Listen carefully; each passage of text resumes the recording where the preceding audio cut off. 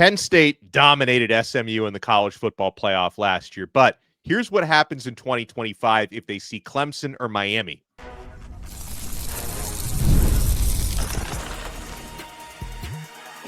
You are Locked On ACC, your daily podcast on the Atlantic Coast Conference. Part of the Locked On Podcast Network, your team every day. Shout out to the everydayers, and thank you so much for making Locked On ACC and Locked On Nittany Lions your first listen. Everydayers, we love you. This is an epic crossover event. I am Alex Donno from Locked On Canes and Locked On ACC, Kenton Gibbs from Locked On ACC and Locked On Wolfpack, and the great Zach Seiko from Locked On Nittany Lions. And heck, Penn State, they took on and beat a team from the ACC in the CFP last year. History could repeat itself. This episode is brought to you by Game Time. Download the Game Time app, create an account, and use code LOCKEDONCollege for $20 off your first purchase. We'll talk about possible quarterback matchups. Drew Allar versus Cade Klubnik or Carson Beck. We'll talk about game matchups, how that could go down. And it might not necessarily be Clemson or Miami. There could be a dark horse that could sneak in. And Zach, I want to start with you on this because obviously there's a pretty good chance, a great chance the ACC is going to get a team, maybe two teams in the CFP. But what about Penn State? In it last year, made a little bit of a run, fell to Notre Dame before the championship game. How do you handicap the Nittany Lions' road to get to a second straight CFP this year? Well, and Penn State wasn't that far off, right? They only lost by 3 points, and because of a couple bad throws by Drew Allar. I mean, Penn State, if he gets one of those, if he gets a mulligan on the Nicholas Singleton touchdown where he dumps it off into the flat, because then that gives Penn State the lead, or just doesn't throw the interception, Penn State might go on to win that game against Notre Dame. And we're talking about a different scenario here. But I think this team picks up right where they left off. They got to the national semifinal. That nucleus, that core that propelled them there, aside from Abdul Carter and Tyler Warren, but Drew Allar, both your superstar running backs, a new starting cast of veteran wide receivers. These aren't inexperienced playmakers. There's no debating, okay, what can they do? What can't they do? And you guys should be familiar with Trevor Pena to an extent.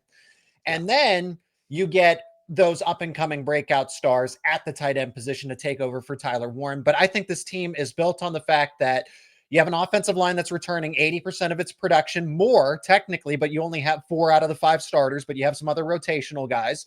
And then you get Jim Knowles, you add him to the defense and you make them better. And other superstars will emerge where Abdul Carter is gone. Denai Dennis Sutton takes over in that role.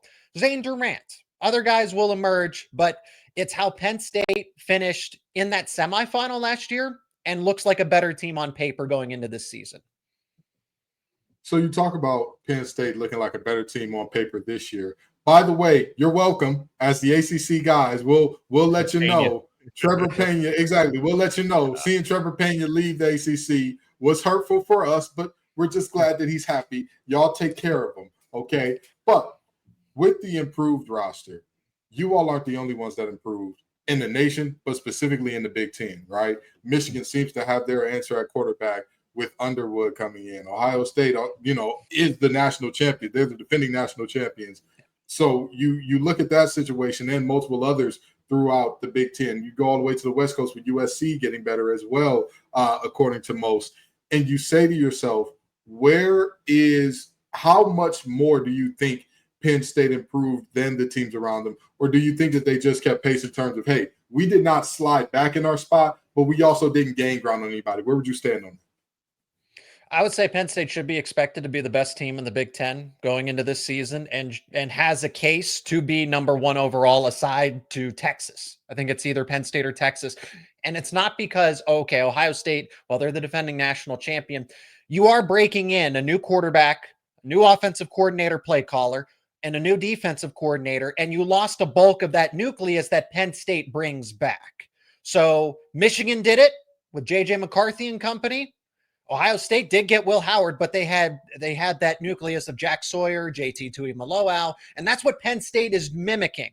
They're mirroring that, where you have the veteran quarterback, you have the consistency amongst the coordinators and Andy Kotelnicki, but then you upgrade now with Jim Knowles. You take that away from Ohio State, right? You took that piece of the puzzle away from the team that's been a thorn in your side for the longest time, believe me, a long time. So I think Penn State has the right, it has the case to be considered the best team in the Big Ten. Now they just got to prove it.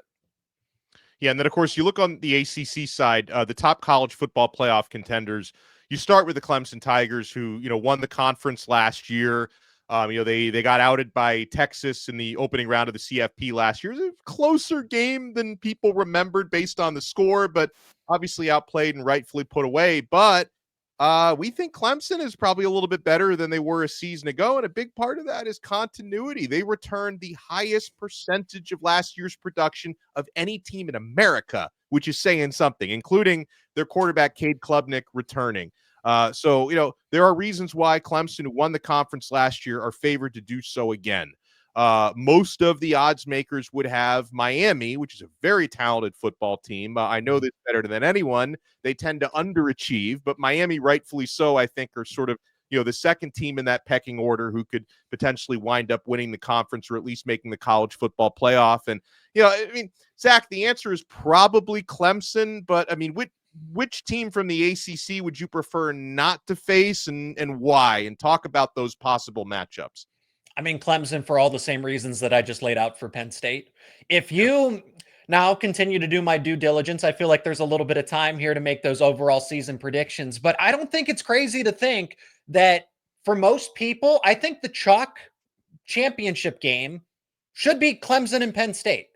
I really think between Cade Klubnik and Drew Allar, Dabo Swinney, and James Franklin shouldn't be in the same. They're both top 10 head coaches. They both are. If Dabo Swinney's that much further ahead, but it's those, hello, Tom Allen. It's the combination of coordinators. Andy Kotelnicki and Jim Knowles, I think, form the best coordinator duo in the entire country. So all of the pressure isn't necessarily on James Franklin to be that big game coach, to be a huge X's and O's guys. Why? He gets to delegate to some of the best minds in college football as his assistants. They also shored up the assistant staff as well. You could argue that Penn State has the best coaching staff. Clemson has the same case. You have Cade Klubnik. You have the impressive wide receivers that he gets to throw to. He gets to throw to superstar wide receivers where, Penn State gets serviceable veterans. He's got a superstar supporting cast. And it's also the defense there, the defensive line for Clemson. That's the group that's always going to stand out to me with Tamarian Parker and Peter Woods. Peter Woods, if I'm not mistaken, there in the middle. Those two guys, kind of like Denai Dennis Sutton and Zane Durant. That's almost 1A, 1B in terms of that dynamic duo tandem on the defensive line in the country. So when you look at Penn State, if I were an ACC team or if I were an ACC fan listening to this right now, I'm thinking, oh, Penn State's going to cruise to the championship. There's no doubt in my mind. Zach Seiko has sold me. But play devil's advocate for me a little bit. What is it that you worry about with Penn State where you say, if Penn State does not end up accomplishing Big Ten championship, national championship appearance, all those things, this will very likely be the reason why? Defensive line depth and the D tackle spot, if I had to circle, and it's not an egregious concern, but if you go down one player for it's Zane Durant. I think Zane Durant's kind of almost that make or break player on the defense this year because they have depth at defensive end. They shored up the linebacker spot with another ACC player in Amari Campbell. So, but when they run a 4-2-5, when you have that anchor in the middle to be that 3-down defensive tackle, and if you lose, the same could probably be said for Clemson as well. So that would be the concern there is Zane Durant and the domino effect of being able to stop rushing attacks that are better than average if you do lose an anchor like him in the middle. But Jim Knowles has been around a long time and can make the adjustments on defense if he needs to. Well, I want to get to when we come back because, Clemson would be, the chalk pick to be the first ACC team in and the one that could make the deepest run. Let's talk about the other contenders from Miami to Louisville to possibly SMU getting back into the dance this year. You want to keep it locked. This is an epic crossover. We got Locked On Nittany Lions. We got Locked On ACC. You want to keep it locked right here on the Locked On Podcast Network. Folks, the only place where Kenton, Zach, and I buy tickets is Game Time. We're getting the best deals. We're getting the best prices and the best features. The panoramic view from your seat that you get in the app is game-changing. The lowest price guarantee is another game changer. And I love no hidden fees on Game Time. They don't try to tack on that extra stuff at checkout. It's so convenient. And getting tickets to concerts, friends, we've all been there. logging on early, waiting forever for concert tickets to go on sale, only to lose your spot for a show you've been dying to see. Live music should be about making memories, not dealing with the stress of ticket shopping. That's where Game Time comes in. Guys, if you're tired of the endless scrolling to try to find the best deal, Game Time's zone deals pick the best seats in your section for you. Whether you're going to a concert or a sporting event, Game Time is the spot to go. With Game Time, the price you see is the price you pay, no hidden fees. So take the guesswork out of buying concert tickets and sporting event tickets with Game Time. Download the Game Time app, create your account, and use code LOCKEDONCollege for $20 off your first purchase. Terms apply. Again, create an account and redeem code LOCKEDONCollege for $20 off. Download Game Time today. Last minute tickets, lowest price guaranteed. Thank you so much for making us your first listen. And make sure for your next listen, if you're a Locked On ACC listener, make sure you check out Locked On Nittany Lions. Same for Locked On Nittany Lions. Make sure you check out Locked On ACC. So much good content happening across this network. All right, so we've made the obvious case for Clemson to make it to the college football playoff and, possibly see Penn State there. In terms of what it would take for a Miami to make a deep run, obviously Miami does not have the luxury of continuity in most places that Clemson does. A new starting quarterback in Carson Beck, who, I know Kenton loves to rag on my guy Beck, but Kenton, the intelligence I'm hearing, the intel from the offseason workouts, no physical limitations, full recovery from the elbow surgery, and is doing well. And obviously he's got some catching up to do, building timing with his receivers, because he was not able to throw during spring practice. So Carson's working a little bit from behind, but supposedly doing very well. We'll find out more when fall camp begins. And the big thing for Miami, fellas, and the reason why they weren't in the college football playoff last year was the defense couldn't stop a nosebleed a year ago. And, a bunch of teams, we talked about Clemson, defensive coordinator change. Penn State had to make a defensive coordinator change, and a darn good one, getting Knowles in there. Miami also had to make a defensive coordinator change. They take Corey Heatherman out of Minnesota in the Big Ten, who had a good Golden Gophers defense last year. They seem to like his scheme so far. Miami brought in a ton of defensive secondary players, safeties and cornerbacks through the transfer portal, some linebackers as well, like Mohamed Touré, who played for Heatherman at Rutgers a couple of years ago. So, it's all about getting the parts to fit, because we've been having this conversation about Miami for the last 20 years. Like, with the talent usually being in there, it's all about, the right mix of coaching. It's about the right chemistry. So we'll obviously find out more when the season begins, but there's a reason why Miami is usually right behind Clemson when they handicap the conference. And if the Hurricanes can actually, not underachieve, at least achieve, if not overachieve this year, we could be talking about a college football playoff run. Yeah, I wholeheartedly agree. And I think when I look at that Miami team, the biggest issues were addressed from last season. The only problem is the biggest star, the biggest propeller, the biggest, hey, I'm going to do my Atlas impression and put the world on my back from last year. And Cam Ward is now a Tennessee Titan. So, Xavier Restrepo, a guy who's all throughout the record books, he's now going as well. But I will tell you this, Miami and Penn State have one thing in common: returning a ton of talent in the trenches.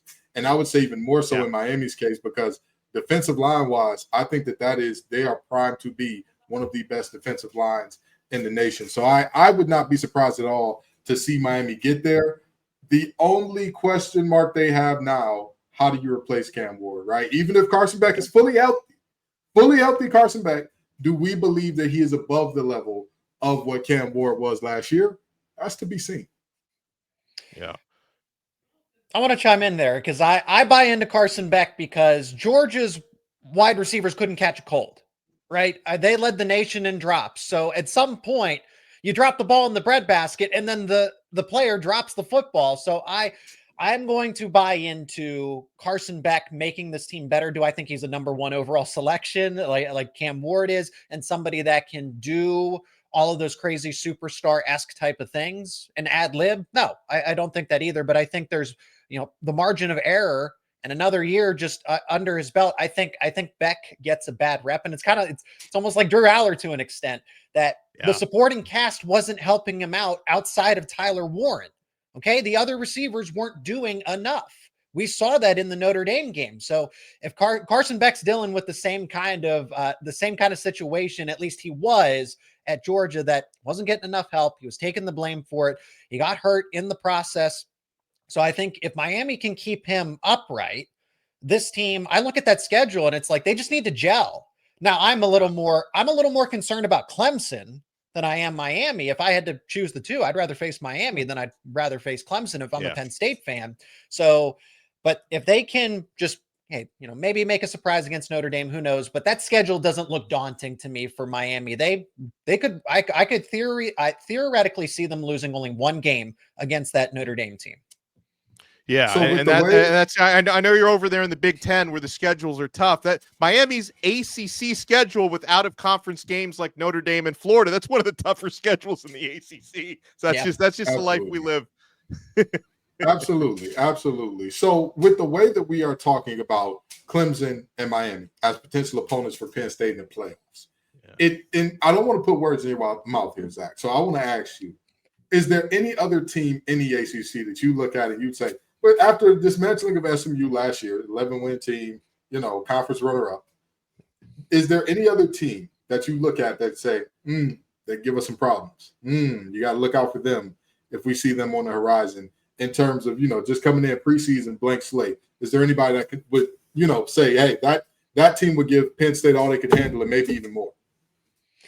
If you want me to be honest, no. I really think it's Clemson. There's a gap, then Miami, then an even larger gap. But I will give my due respect because SMU is returning Kevin Jennings. I think that guy is a dark horse contender for the Heisman because of what he can do. He just got set up with a bad situation against Penn State. That doesn't define who he is as a quarterback just because of one bad game. I mean, SMU had a bad game all around. It wasn't just on Kevin Jennings. So with that being said, I think the Miller Moss to Louisville is intriguing. I'm interested to see how that plays out.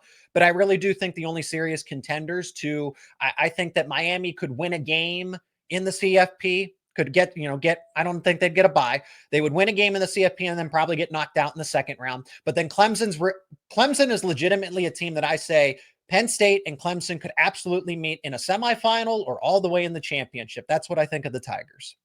By the way, Kenton, I hope a little earlier when Zach was talking about Carson Beck and the supporting cast, I hope you were taking notes because every time we talk about him, all you do is dog the young man. When Zach knows Carson Beck's receiving core in Georgia last year led the nation in drops. They literally led the nation in drops. Give the man a little help and he can do something for you this year.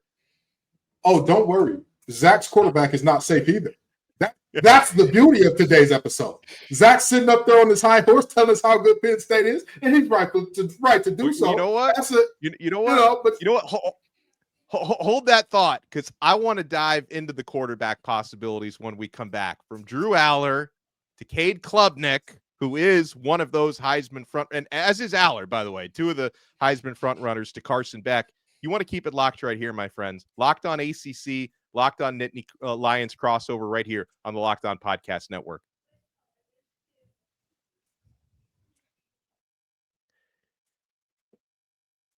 All right, I'm going to let Kenton start this one off because you've got strong opinions. We've heard your opinions on Locked On ACC about Carson Beck. We've actually, even on Locked On ACC, we've heard Kenton's opinions on Drew Allar. So dealer's choice, KG. Which one do you want to start with?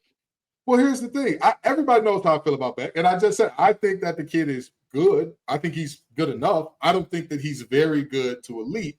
And I believe the exact same thing about Drew Allar. Let me explain to you how big the Drew Allar hype has gotten this offseason. There are multiple people who have national platforms saying Drew Allar is so good. If he would have went in last year's draft, he would have been the ¡1 pick. You want to know how I know that's not true? Because he didn't enter the draft.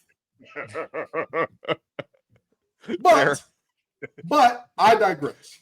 Zach, I do want to let off one statement, and I'm gonna let you cook after this because I know that this is gonna get some big reaction. I done already pissed off Pitt fans and telling them Kenny Pickett wasn't the first round pick years ago. So I'm gonna go ahead and get Penn State. I'm gonna get the whole Pennsylvania because I thought that we could bond over our hate of Ohio, but Pennsylvania don't want to do that. So that's okay. That's what I thought we was gonna do, but that's okay. So I look at Drew Allar, and many people tell me, hey, he's the guy, he's this, he's that. I legitimately said going into last year's game against Notre Dame, if it comes down to quarterback play, Notre Dame is going to win this game. And everybody looked at me like I was crazy. They said there's no way that Riley Leonard outperforms Drew Allar. And I said Riley Leonard won't kill Notre Dame. Drew Allar absolutely can and probably will kill Penn State here. Objectively speaking, I think you and I can agree he killed them in the big game. 3 interceptions, one of which was called back because of a pass interference. What do you say to people who are in my camp that are saying, hey, we've seen Drew Allar beat up on nobodies. We've seen Drew Allar have a so-so game against Ohio State. But overall, we have not seen Drew Allar show up for the biggest moments. Even if you talk about against SMU, that running game was mauling SMU. I believe y'all averaged, 7.5 to 8 yards a carry, something crazy like that. So what do you say to the thought of, hey, if you have to make Drew Allar beat you, and he couldn't do it with 2 running backs that are probably going to be first 2-round picks, a tight end that's a first-round pick, he'll never do it. What's your rebuttal to that? I mean, Drew is a better version of himself. I mean, let's start there. So the guy's going to, he has that experience. He has that moment specifically against Notre Dame to say, if you let that one continue to bite you for the rest of your career, then you're not legitimate. And we're not going to know until it's actually on the football field. But I do believe that the adversity does make football players better. So I truly believe that Allar will be better because of that Notre Dame game and not worse because of it. He has the offensive line. He has the supporting cast. Again, we know that Trevor Pena, Kyron Hudson, and somebody that isn't going to get enough credence early on, Devontae Ross, he's a group of 5 receiver, but that guy's a speedster. Those guys are so much better than what Penn State had with Trey Wallace, Amari Evans, and then whoever else. You pick a random receiver that was in that rotation last year that they couldn't hold a candle to any of these 3 players, and particularly Trevor Pena, right? The all ACC receiver. So now you take all those complementary parts together, but this is about Drew Allar. So Allar's supporting cast is better. The continuity, the consistency with his OC and Andy Kotelnicki started to open up that potential a little bit for Allar. I think back to Mac Jones, when we looked at it, Mac Jones is a first-round pick. The steam that was there for the 49ers to trade up into the top 3 and go get him. He ended up, being selected 14th or 15th overall? I can't remember exactly. But did we get fooled to an extent? Because Devontae Smith was running wide open at all times. If Allar had a player like that, we wouldn't have these kind of issues now, would we? We wouldn't be having this discussion. Right. So he can hit those players when they are open, but when they're covered, they're blanketed, Allar's better off throwing an incompletion than throwing multiple interceptions. And that's one of his best attributes is decision-making and protecting the football. Aside from, again, the Notre Dame game is one, but you look at the rest of his film, well, he doesn't turn the ball over a lot. He's actually pretty safe with it. So that's where I'll say that Allar he has the supporting cast that can finally take that pressure off of him. Well, and if we segue to Cade Klubnik, he has a lot of the things that Drew Allar didn't have last year, that Carson Beck didn't necessarily have last year at Georgia. He's got one of the best wide receiver trios in the entire country. He's also got that, continuity from offensive coordinator to Dabo. They've been together now for multiple years, he and Garrett Riley, the OC. And something about Klubnik's game that I think came to light a little bit more last year is his ability to run the football. Because a lot of times, Kenton, we talked about it last season. Oftentimes, Klubnik had to be Clemson's best running back at times, in addition to being their quarterback. Now, in terms of Klubnik, not only is he's a very good quarterback. I don't necessarily think he's a guy who's going to set the NFL on fire in a couple of years, but he's a very good quarterback in a great situation. And I think that's a deadly combination. Like, if you just take his talent in a vacuum versus a guy like Cam Ward last year, I don't think it's apples to apples. But, Cade Klubnik is an excellent quarterback who's in one of the better situations in the country. And I think that's why he's expected to be one of the top passers in the game this year. Yeah, I will tell you this. I look at Cade Klubnik and I see, you and I disagree on what we could see his ceiling being in the league, because I think he could be a guy that sets the league on fire. Last year, the biggest knock on him was decision making.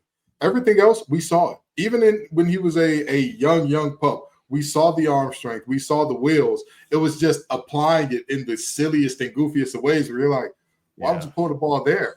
You know, Donno, you're a Miami guy. I'm sure you remember that read option that wasn't an option where there were 3 guys standing on the edge just waiting there. He's like, I'm going to pull it. I can run through all 3 of them. And it's like, what are we doing there? And by the way, and Dabo threw him under the bus after that too. He was like, that's on Cade. That was all him. He went rogue.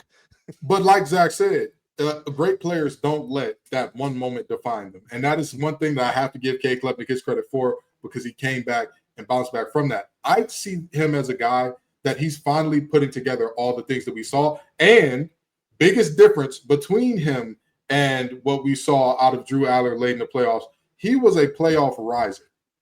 When he got to the college football playoffs, he threw as many touchdowns against Texas secondary darn near as they had allowed all season. That's an actual stat. Look that up. I believe they allowed 4 the entire regular season playing in the SEC, and he threw 3. That's the type of guy that we're talking about right now. So when I look at Cade Klubnik, I absolutely look at a guy that can ball. And I'm going to be very honest, and I know people are going to say, oh, he's rage baiting, he's trying to get the fans upset again. I see Drew Allar as a guy, if he was in the ACC, I would see him as quarterback, I'd say 3A. I'd say 3A with Haynes King. That's where I'd probably have him at. So wait, so hold on that. So if you've got Klubnik 1, who do you have 2 then? Oh, Kevin Jennings. Kevin Jennings is definitely my 2 guy.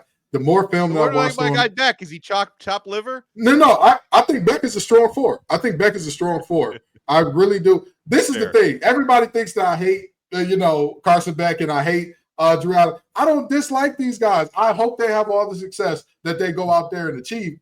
From the film I've watched, I just don't see the vision on, like, he was so good, he would have been the number 1 pick last year. That's hogwash. No player is coming back to college if they were going to be the number 1 pick in the draft. Nobody. I don't care how you cut it, how you slice it. That just doesn't happen.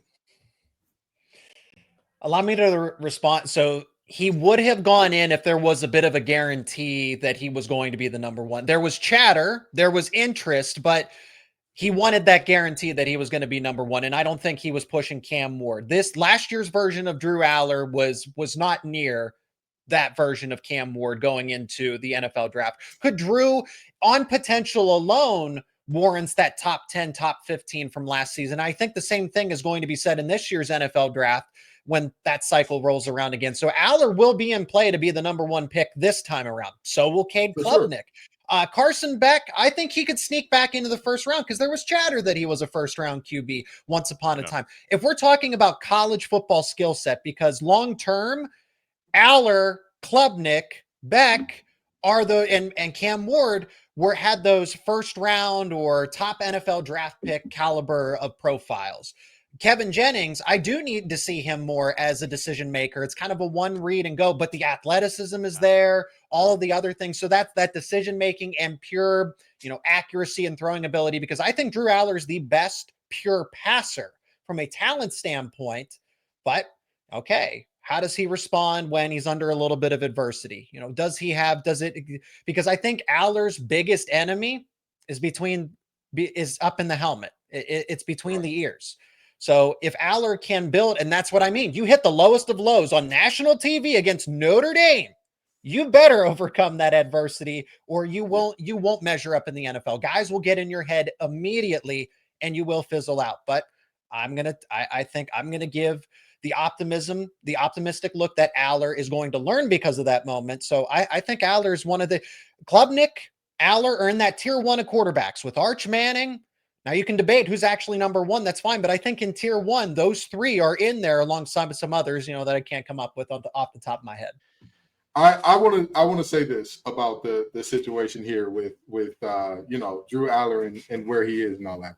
My biggest question mark about him, it feels like you mentioned Mac Jones earlier. It feels a lot like that, in that Penn State has created a lot of very good situations for him. We can say, hey, his receivers weren't getting open all that much. You got a Mackey Award-winning tight end. If you don't look at I believe he won the Mackey. Did he not? Am I incorrect there? Or he won the Mackey and he was 7th in the Heisman voting. Right. Okay, perfect. So you've got a pass catcher that is all of that. And then you've got 2 backs that, pick your poison. Which one do you want? How do you want it? How do you feel? These two can give it to you any way you want it. And I sit here and I say to myself, we looked at him and objectively on the biggest stage, he was the Achilles heel. That to me is worrisome because it has me with the question of, if things need to be perfect for you to succeed, how can I draft you high? If I've got the number one pick, you're going to have to make things happen. There's things aren't going to be on schedule. You're not going to have a receiving core that they look at and say, oh man, we're great receiving core, great offensive line. It just so happened that we lost 15 games last year out of nowhere. So that's my biggest concern in terms of him being that guy. Was there chatter about him being a number one pick? I'm sure there was. Every golden boy that's 6'4", 6'5", can move a little bit in the pocket and can hit a wide open receiver. They're going to say, is he Josh Allen? Do we see Josh Allen-esque? What do we have here? But I'm not sure that necessarily pans out going forward, which is, again, very similar to my complaints with Carson Beck in that, hey, he did have receivers with drop problems, but he also had 3 offensive linemen drafted in the top 100 picks. He did have guys where you say, man, these guys are not giving them a great running game. Okay, great. But that defense continues to turn out at least 3 first-round picks per draft. So it's like, how much do we give you credit for succeeding in a great situation? Right. Well, no doubt. And I love the comparisons, and I really hope we get some of these matchups. Like I hope, we fast forward 4 or 5 months, we're not talking about Penn State taking on a team other than Miami or Clemson or Louisville or SMU. So I hope we get one of these, and always a great time to connect with you fellas. And we hadn't seen Zach. We did some of those post-game shows, the 3 of us, after college football playoff games last season. So hopefully we can do that again. So make sure you follow Locked On Nittany Lions and Zach Seiko, Zach_Seiko on X. Make sure you follow Kenton at TGIF_Kenton. Check him out on Locked On ACC with me. Follow me at Alex Donno. And we'll talk to you all next time on another episode of Locked On Nittany Lions or Locked On ACC, part of the awesome Locked On Podcast Network. Your team every day.